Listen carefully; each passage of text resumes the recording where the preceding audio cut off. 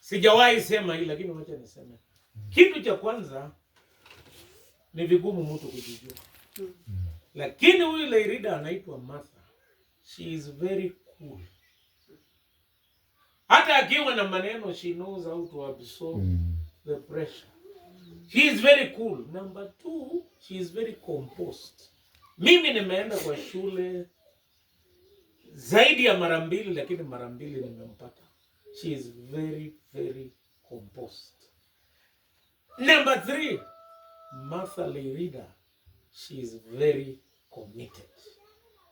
Hata wiki jana alikuwa mgeni wa heshima kwa maneno ya annex. Lakini aliendelea.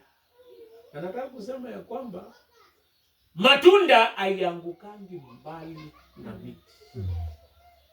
Hii ukitaka kujua baba, angalia kutoka kwa Martha. She has impacted our lives. Hata mimi amenibariki kama mchungaji.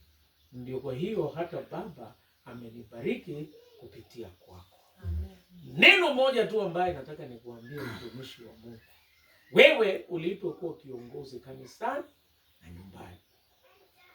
Kuna mtu mmoja anaitwa Jonathan. Siku moja rafiki yake alikuwa anaitwa Daudi.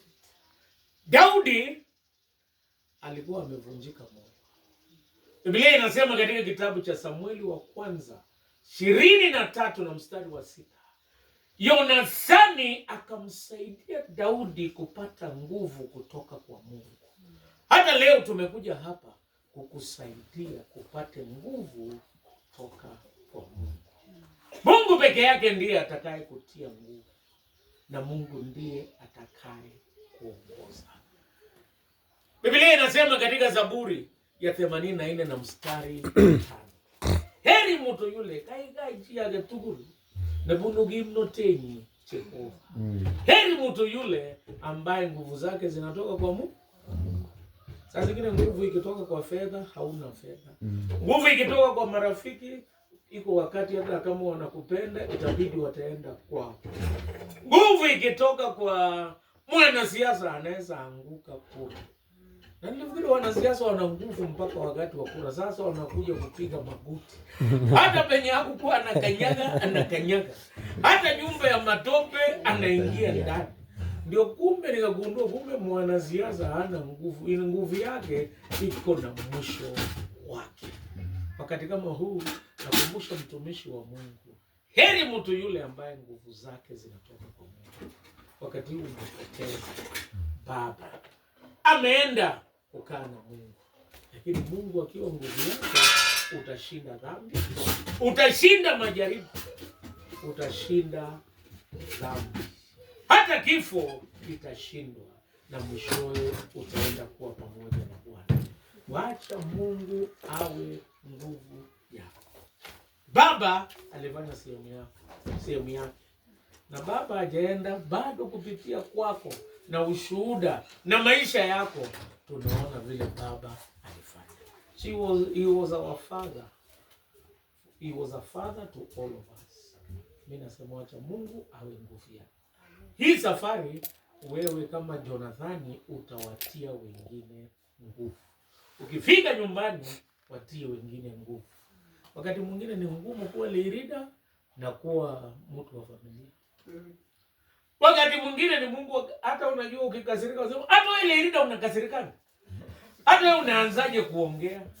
Hata wewe unaanza kulalamika. Lakini Mungu akiwa nguvu yako utaweza mambo yote.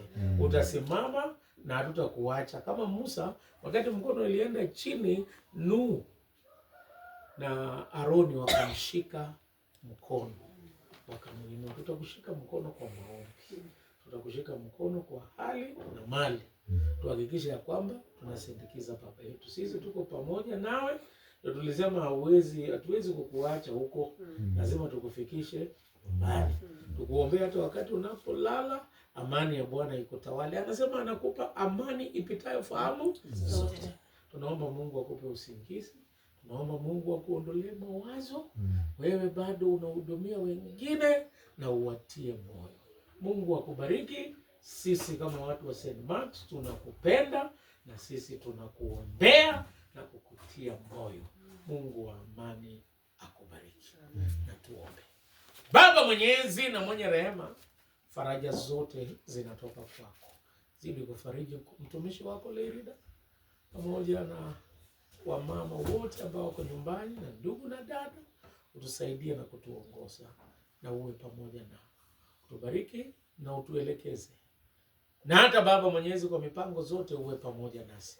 Kwa jina la Mungu Baba, Mwana na Roho Mtakatifu. Amen.